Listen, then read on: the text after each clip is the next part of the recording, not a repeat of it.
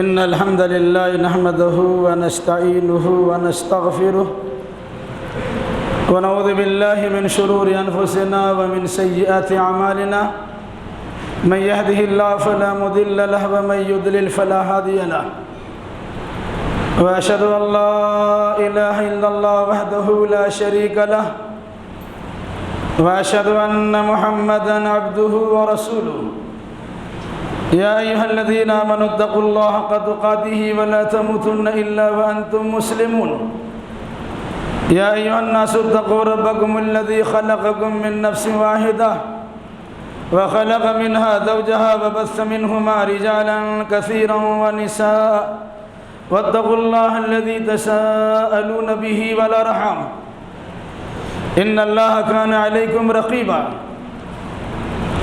يا أيها الذين آمنوا اتقوا الله وقولوا قولا سديدا يصلح لكم أعمالكم ويغفر لكم ذنوبكم ومن يطع الله ورسوله فقد فاز فوزا عظيما أما بعد فإن خير الحديث كتاب الله وخير الهدي هدي محمد صلى الله عليه وسلم وشر الأمور محدثاتها وكل محدثة بدعة وكل بدعة ضلالة وكل ضلالة في النار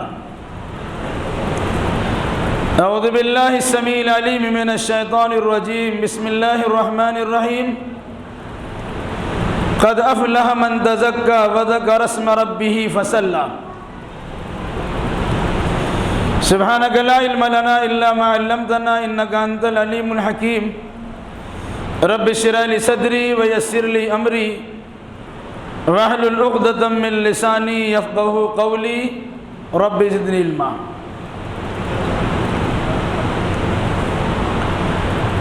حمد و ثنا بڑائی کبریائی تعریف و توصیف اور تقدیس و تمجید لائق و سزاوار ہے اللہ رب ذوالجلال والاکرام کے لیے جو ساری کائنات کا تنہا خالق و مالک ہے۔ درود و سلام نازل ہو جملہ انبیاء کرام علیہم السلام پر، خصوصاً احمد مجتبیٰ محمد مصطفیٰ صلی اللہ علیہ وسلم پر۔ اللہم صلی علی محمد وعلی آل محمد كما صليت على إبراهيم وعلى آل إبراهيم إنك حميد مجيد اللهم بارك على محمد وعلى آل محمد كما باركت على إبراهيم وعلى آل إبراهيم إنك حميد مجيد۔ بزرگوں، نوجوان ساتھیوں، عزیز بچوں، پردہ نشین ماں اور بہنوں،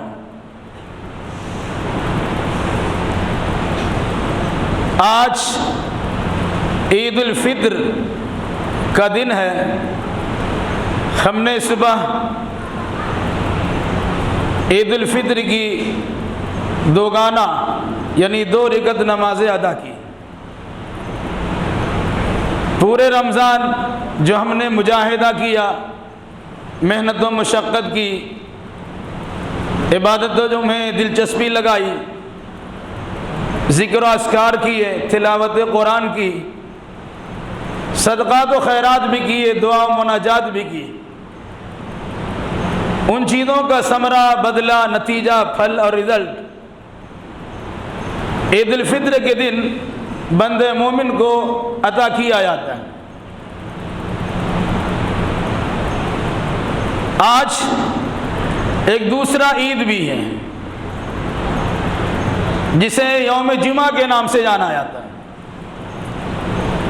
ہفتہ واری عید جمعہ ہے اور سالانہ عید عید الفطر ہے۔ دونوں کی الگ الگ حیثیت ہے۔ تمام دنوں کا سردار سید الایام جمعہ کو کہا گیا ہے۔ ہر جمعہ ایک مسلمان عید مناتا ہے، اور جس جمعہ کو عید یا بقرعید ہو جائے وہ جمعہ 2 اعتبار سے عید منایا جاتا ہے۔ ایک صبح عید منایا گیا اور دوسرا دوپہر جمعہ کے وقت میں منایا جا رہا ہے۔ اس میں کوئی شک نہیں ہے کہ رسول اکرم صلی اللہ علیہ وسلم نے جمعہ کے دن عید ہونے کے نتیجے میں جمعہ کی جماعت دیہاتیوں کے لیے، دور دراز سے آنے والے لوگوں کے لیے جماعت میں شامل نہ ہونے کی رخصت و اجازت دی ہے۔ لیکن اللہ کے نبی صلی اللہ علیہ وسلم نے فرمایا تھا ہم تو جمعہ پڑھیں گے۔ اسی مناسبت سے میں نے صبح کے خطبہ میں یہ بیان کیا کہ اللہ کے نبی صلی اللہ علیہ وسلم نے اجازت دی ہے، لیکن ساتھ میں آپ نے جمعہ کی نماز پڑھائی ہے۔ رسول اکرم صلی اللہ علیہ وسلم کی حدیث کی وضاحت کرتے ہوئے دور دراز سے آنے والوں کے لیے میں نے بھی گنجائش رکھی اور اللہ کے نبی صلی اللہ علیہ وسلم کی سنت پر عمل کرتے ہوئے جمعہ کا اعلان کیا، اور ماشاءاللہ جمعہ میں آپ شامل ہیں۔ جمعہ کی رخصت کا یہ مطلب ہرگز نہیں ہے کہ آدمی عید کی نماز پڑھ کے جائے، کچھ کھائے پیے، دوست احباب سے ملاقات کرے، مبارکبادی پیش کرے اور اس کے بعد لمبی چادر تان کے سو جائے، ظہر بھی گول اور اصل بھی گول۔ یہ مشاہدہ ہے، سنا گیا، دیکھا گیا کہ لوگ عام طور سے سو جاتے ہیں۔ رخصت تو اللہ کے نبی صلی اللہ علیہ وسلم نے دی ہے۔ جمعہ کے چھوڑنے کی رخصت ہے، ظہر کے وقت میں جماعت میں شامل نہ ہونے کی رخصت نہیں ہے۔ یہ بات اس سے پہلے آ چکی ہے کہ بغیر عذر شرعی کے 5 وقت کی جماعت کی حاضری نہ دینا کسی کے لیے جائز ہی نہیں ہے۔ حاضری تو دینا ہی پڑے گا۔ جمعہ اگر نہیں بھی ہوا تو وقتیہ مسجد میں ظہر کی نماز وقت کی پابندی کے ساتھ جماعت کے ساتھ تو پڑھنا ہی پڑھنا ہے۔ جب جماعت کے ساتھ ظہر کی نماز پڑھی جا سکتی ہے تو جامع مسجد میں جماعت کے ساتھ جمعہ کی نماز پڑھنے میں کیا دقت ہے؟ اس میں کوئی شک نہیں ہے کہ بعض اہل حدیث علماء کی طرف سے بھی اور بعض اہل حدیث عوام کی طرف سے بھی جمعہ کی رخصت ملنے کے نتیجے میں عام طور سے لوگ سستی کرتے ہیں اور جمعہ تو چھوڑے ہی ظہر بھی چھوڑ دیتے ہیں۔ ظہر چھوڑنا کسی بھی اعتبار سے جائز نہیں ہے، اور میں نے بتایا یہ چھوڑنا در حقیقت رخصت ہے ان دیہاتیوں کے لیے جو بہت دور سے آیا کرتے تھے۔ اگر وہ یعنی عید کی جماعت میں شامل ہوئے اور پھر وہ جمعہ تک کا انتظار کریں گے تو سارا دن ان کا تو اسی جگہ گزر جائے گا، پھر عید کی خوشی ان کو کیسے مل سکے گی؟ اس مناسبت سے جمعہ کا مقصد ایک بڑا اجتماع کرنا ہے جو ہفتہ واری اجتماع ہے۔ اس سے بڑا اجتماع سالانہ اجتماع کی حیثیت سے عید کے دن عید کی نماز کے وقت میں ہو جاتا ہے۔ اس مناسبت سے اللہ کے نبی صلی اللہ علیہ وسلم نے گنجائش رکھی ہے کہ بڑا اجتماع ہو گیا، بڑا پیغام دے دیا گیا، سال بھر کا پیغام دے دیا گیا، تو ہفتہ بھر کے پیغام میں اگر کوتاہی ہوتی ہے تو اس میں کوئی حرج کی بات نہیں۔ لیکن چونکہ اللہ کے نبی صلی اللہ علیہ وسلم نے کہا میں جمعہ پڑھوں گا، میں جمعہ پڑھاؤں گا، اور اللہ کے نبی صلی اللہ علیہ وسلم نے جمعہ پڑھایا اور آپ لوگ ماشاءاللہ جمعہ میں شامل ہیں۔ آیت کریمہ پڑھی گئی اس خطبہ مسنونہ کے بعد، وہ سورۃ الاعلیٰ کی 2 آیت، قد افلح من تزکا وذکر اسم ربہ فصلی۔ ہر جمعہ کو سنتے ہیں، اگر پورا رمضان آپ نے تراویح پڑھی ہوگی اور وتر کی نماز جماعت کے ساتھ مسنون قرات کے ساتھ پڑھی ہوگی تو وتر کی پہلی رکعت میں بھی سورۃ الاعلیٰ آپ نے تلاوت سنی ہوگی۔ اسی سورۃ الاعلیٰ کے بالکل اخیر سے پہلے دعا آیت میں اللہ نے فرمایا قد افلح من تزکا، وہ انسان کامیاب ہو گیا جس نے تزکیہ اور صفائی کر لی، اور تزکیہ اور صفائی وہی کر سکتا ہے وذکر اسم ربہ فصلی، جس نے اپنے رب کا نام لیا اور نماز پڑھی۔ جن چیزوں کا تذکرہ اللہ تبارک و تعالیٰ نے کیا ہے، ذکر الہی، اور ذکر الہی کی بہترین شکل نماز کی ادائیگی، ان 2 چیزوں کے ذریعے سے انسان اپنا تزکیہ کرتا ہے، اپنے ذہن و دماغ کی صفائی کرتا ہے، ظاہری باطنی ستھرائی کا خیال رکھتا ہے۔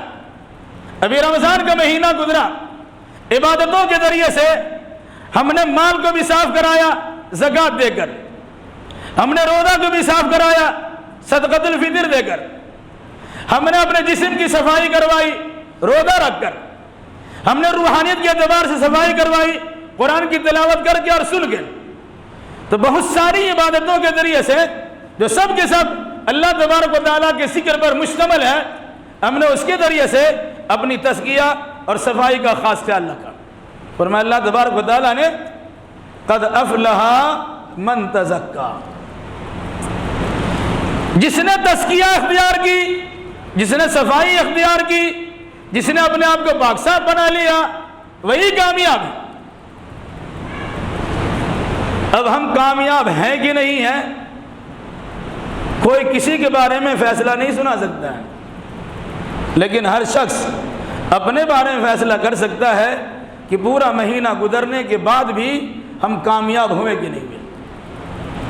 روزہ کی فرضیت کا جو مقصد بتلایا گیا، لعلکم تتقون، تاکہ تم متقی و پرہیزگار بن جاؤ، اور جو متقی و پرہیزگار ہوتا ہے اس سے بڑا تقوی شعار اور ذہن و دماغ کو صاف کرنے والا اور کون ہو سکتا ہے۔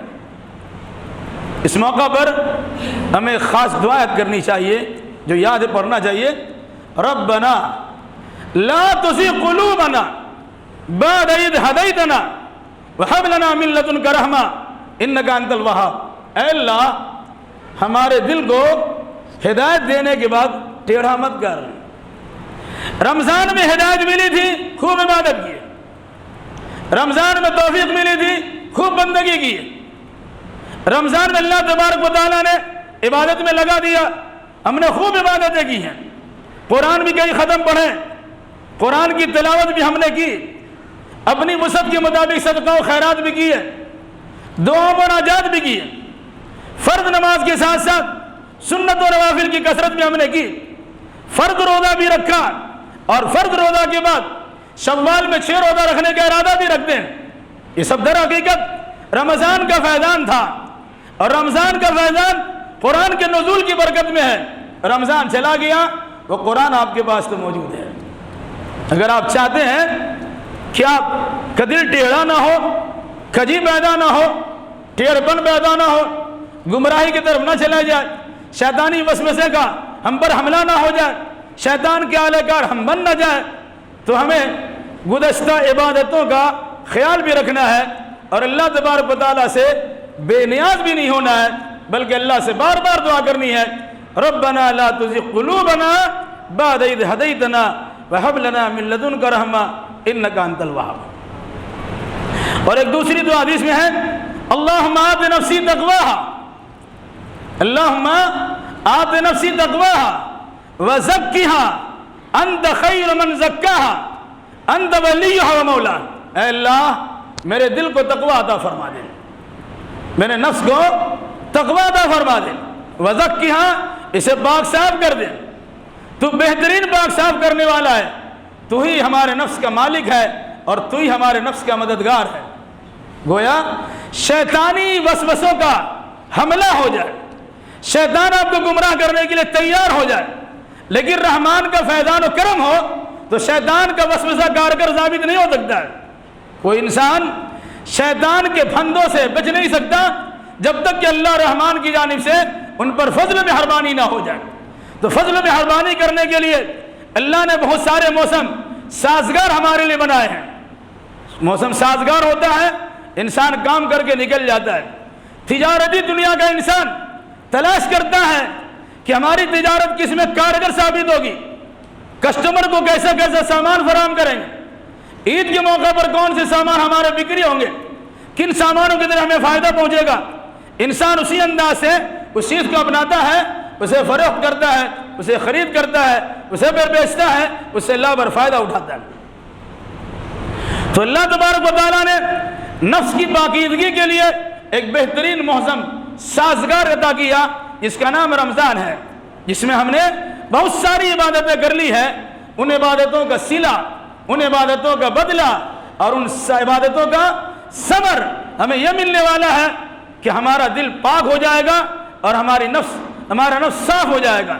تو جو انسان اپنے نفس کو پاک کر لیتا ہے، اپنے جسم کو صاف کر لیتا ہے، اپنے عقیدہ و نظریہ کو سدھار لیتا ہے، اپنی باطنی خرابی کو دور کر لیتا ہے، نفاق سے، شرک سے، کفر سے، اوہام سے، خرافات سے، بدشگونی سے اور اس قسم کی بے شمار اوہام کی غلط انداز کی چیزوں سے انسان اپنے نظریہ کو صاف کر لیتا ہے اور اپنے عقیدے کو پاک صاف کرتا ہے، وہ انسان کامیاب ہے۔ ظاہری اعتبار سے جسم کی حفاظت کرتا ہے، بہترین کپڑا سے ابتن کرتا ہے، اپنی خوشنمائی کو بڑھاتا ہے، وہ انسان بھی کامیاب ہو جاتا ہے۔ جو انسان عقیدے کی خرابی سے اپنے آپ کو پاک کر لیا وہ انسان بھی کامیاب ہے۔ جو نظریاتی اعتبار سے اپنے آپ کو صاف کر لیا وہ انسان بھی کامیاب ہے۔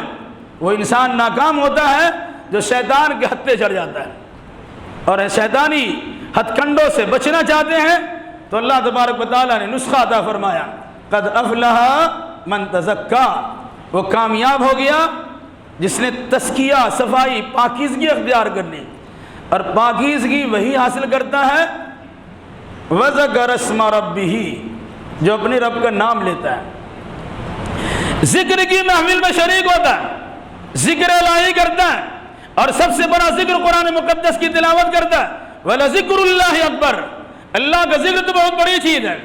نماز سراپا ذکر ہے، روزہ سراپا ذکر ہے، بندگی سراپا ذکر ہے، حج سراپا ذکر ہے۔ جتنی بھی عبادتیں امت مسلمہ پر فرض کی گئی ہیں وہ شروع سے لے کے آخر تک وہ ذکر الہی پر مشتمل ہے۔ تو جو انسان اللہ کا نام لیتا ہے، اور پھر بطور خاص فرمایا اللہ کے نام لینے کی کیفیات تو بہت ہے، لیکن ایک نام لینے کا طریقہ ہے حالت نماز میں اللہ کا نام لینا۔ اس میں جسم کی صفائی ہوتی ہے، روح کی صفائی ہوتی ہے، ظاہری لحاظ سے صفائی ہوتی ہے، باطنی لحاظ سے بھی صفائی ہوتی ہے، حدث اکبر سے بھی اور حدث اصغر سے بھی اپنے آپ کو بچائے رکھتا ہے۔ وہ بے وضو نہیں ہوتا، وہ باوضو ہوتا ہے، تبھی نماز پڑھتا ہے۔ روزہ رکھیں گے سبحان اللہ الحمدللہ پڑھیے، بے وضو پڑھیں گے چل جائے گا۔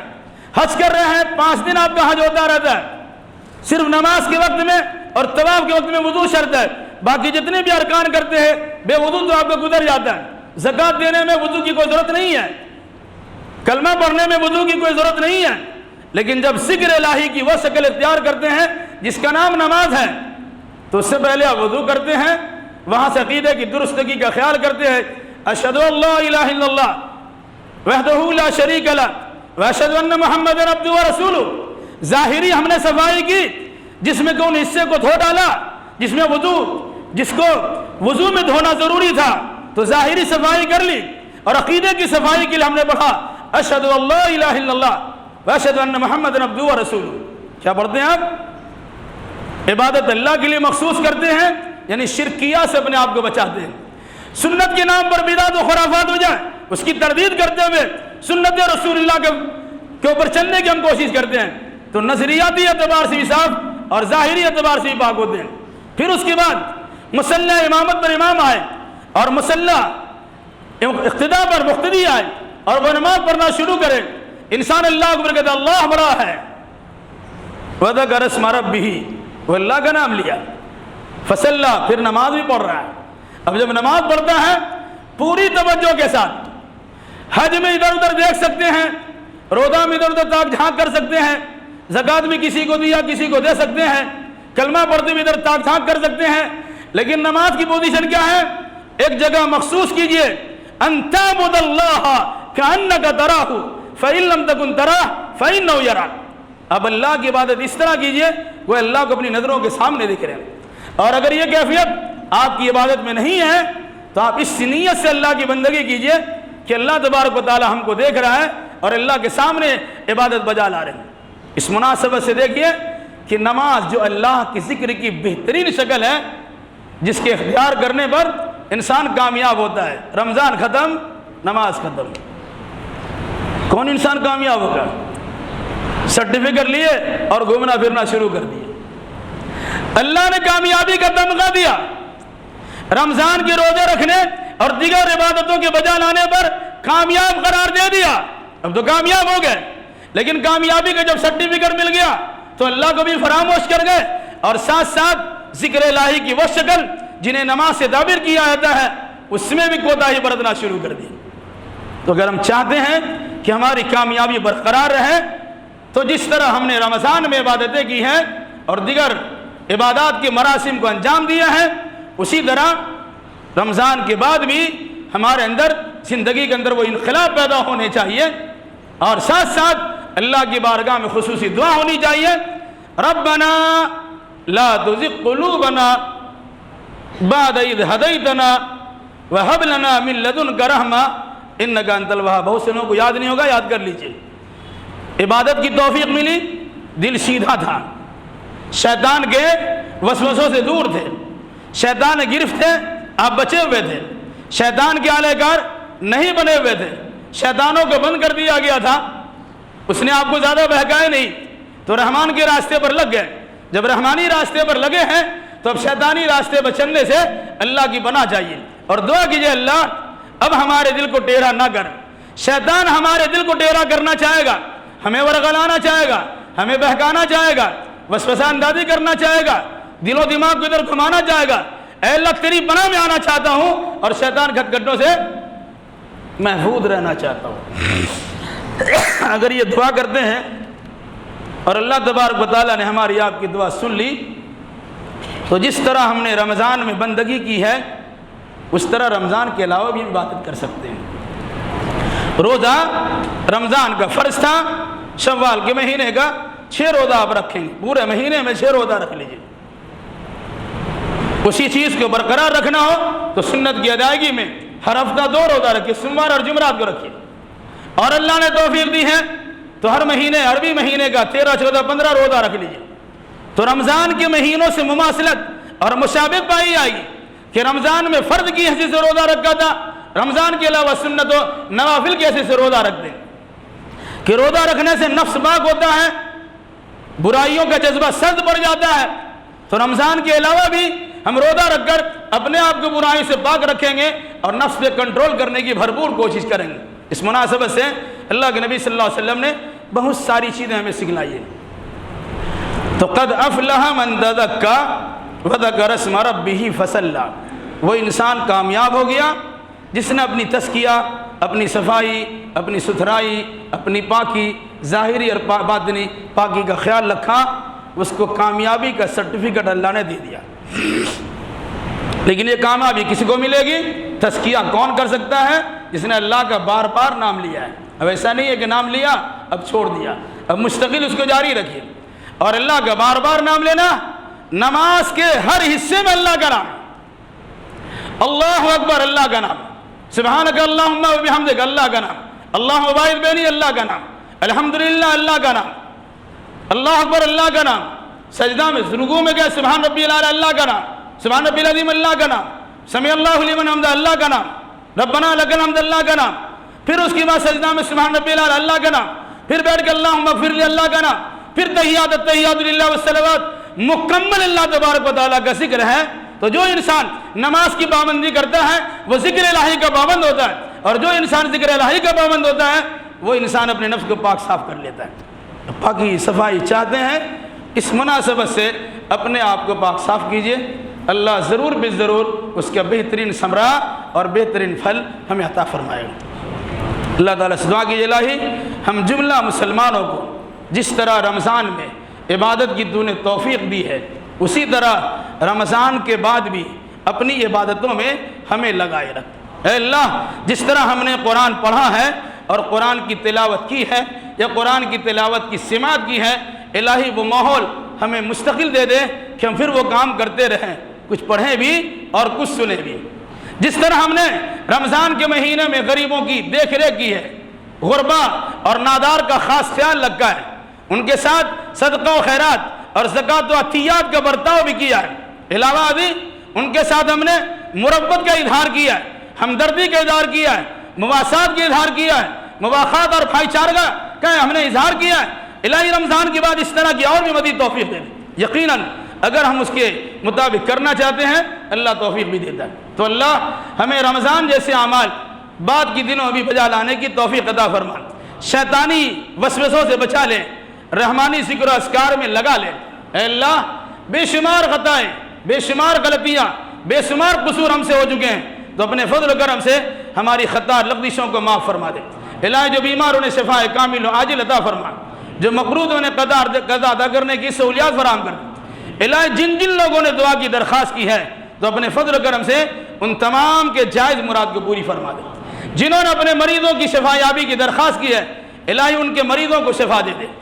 اللہم اشف مرضانا ومرضى المسلمین، اے اللہ ہمارے مریضوں کو اور تمام جہان کے مسلمانوں کے مریضوں کو شفا دے دے۔ اور اے اللہ دنیا میں خاص طور سے جو وبائی شکل پیدا ہو چکی ہے، انسانیت پر خطرے کے بادل منڈلا رہے ہیں، ہر گھر میں انسان بیمار دکھ رہے ہیں، اے اللہ تو اپنے فضل و کرم سے ان بیماریوں سے، ان وبائی آفتوں سے اور اس قسم کے مسائل و مشکلات سے ہم جملہ انسانوں کو بچائے رکھ۔ جب تک ہمیں زندہ رکھ کتاب اللہ اور سنت رسول اللہ پر عمل کرتے زندہ رکھ، اور جب ہمارا خاتمہ ہو انہی دونوں کی ترویج اشاعت کرتے ہمارا خاتمہ ہو۔ اقول قولی ھذا واستغفر اللہ لی ولکم ولسائر المسلمین وآخر دعوانا ان الحمد للہ رب العالمین۔